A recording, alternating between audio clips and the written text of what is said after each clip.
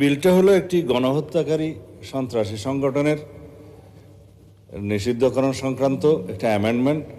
আগের যে আইন ছিল সন্ত্রাস বিরোধী আইন, সেটা অ্যামেন্ডমেন্টের জন্য মানে বিরোধী দলীয় নেতা নিশ্চয়ই স্মরণে থাকার কথা, ওনারা এবং এনসিপির বন্ধুরা সবাই মিলে এটা আন্দোলন করেছিলেন। সেই আন্দোলনের প্রেক্ষিতে এটা মোটামুটি বাংলাদেশে একটা জনমত সৃষ্টি হয়েছিল।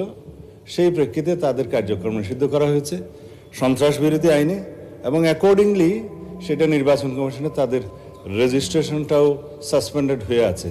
এবং এখানে এই আইনের অনুবলে পরবর্তীতে আর্টিকেল 47 অনুসারে সংবিধানের আইসিটি অ্যাক্টেও পরিবর্তন এনে সংগঠনের বিচারের জন্য সেই আইনটাও সংশোধন করা হয়েছে।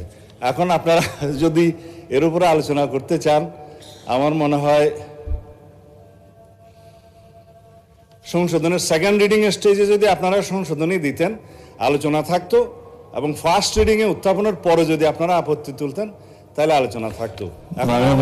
স্টেজে আমি উত্থাপন আমি আমার রুলিং দিয়েছি, আপনি আপনার পাস করার প্রস্তাব। ধন্যবাদ মাননীয় স্পিকার, আমাকে কথা বলার সুযোগ দেওয়ার জন্য।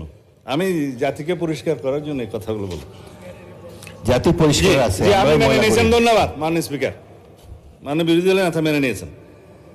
আমি সালাউদ্দিন আহমেদ, মন্ত্রী স্বরাষ্ট্র মন্ত্রণালয়, প্রস্তাব করছি যে সন্ত্রাস বিরোধী আইন 2009-এর অধিকতর সংশোধন কল্পে আনিত বিলটি সন্ত্রাস বিরোধী সংশোধন বিল 2026 মহান জাতীয় সংসদে উত্থাপিত আকারে পাশ করা হোক।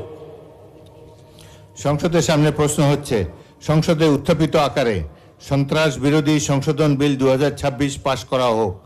যারা এই প্রস্তাবের পক্ষে আছেন তারা হ্যাঁ বলুন, যারা এই প্রস্তাবের বিপক্ষে আছেন তারা না বলুন। আমার মনে হয় হ্যাঁ জয়যুক্ত হয়েছে, হ্যাঁ জয়যুক্ত হয়েছে, হ্যাঁ জয়যুক্ত হয়েছে। অতএব সংসদে উত্থাপিত আকারে সন্ত্রাস বিরোধী সংশোধন বিল 2026 সর্বসম্মতিক্রমে পাশ হলো।